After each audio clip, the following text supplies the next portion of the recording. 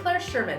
Today we're going to make a no-sew matzah cover for Pesach to put on your Pesach table, your Passover table, on top of the matzah. What you should not do. So here is a matzah cover that I made when I was a teenager, and the first mistake it illustrates is that it is too small. Exactly the size of a piece of matzah, which is too small. And the fabric that I picked was an old sheet, and you can see that in the last, however many years it's been since I was a teenager, it's starting to fall apart. So don't use an old sheet. Okay, let's do it. Here's technique number one. These are fabric crayons. So they're specifically for drawing on fabric. The instructions tell you to draw on a piece of paper and then transfer it, but I find that the color is better if you draw right on the fabric. So let's draw on the fabric. Take your iron and a piece of parchment paper, so then you would iron it and take the paper off and it's permanent. The next technique, you could use these fabric pens. These are fabric markers. Usually you have to iron them to make it permanent. You should read the directions. The technique I'd like to show you today is how to do it with fabric and fusible web. So here I have my piece of fabric. I like to use 100% cotton.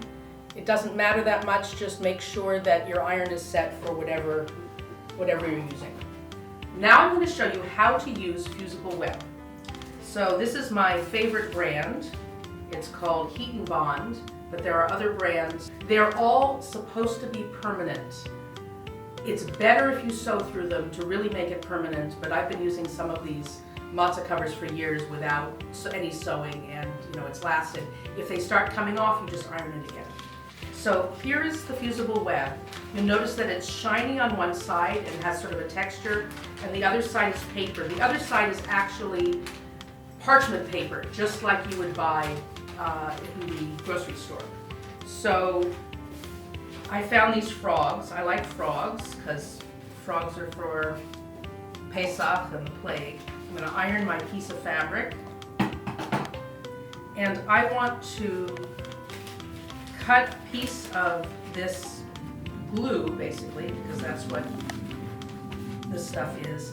I want to cut it the size of my frogs, but I don't want it to be bigger than them, because you really do not want to get this on your iron. You can also use a piece of parchment paper to iron with. So just a couple of seconds.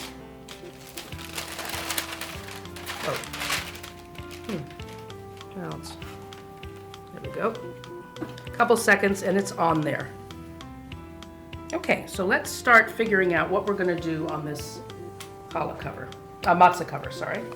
So I took a piece of fabric that had bricks in it, and I decided, wouldn't that be fun to make pyramids out of?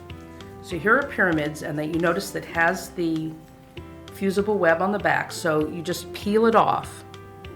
Now, if you have trouble peeling it off, let's say this one just won't peel, you can take your scissors and you score it,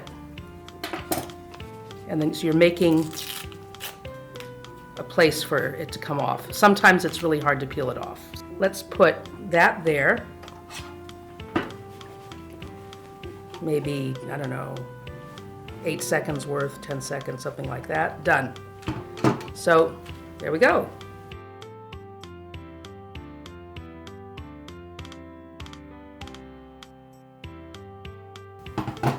Now the thing that says that this is a matzah cover is the word matzah.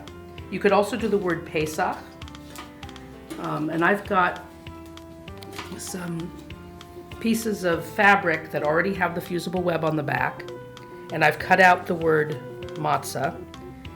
I left one for you to see. Now what I use to draw here is called a stabilo pencil, because if you use real pencil, it probably won't come out.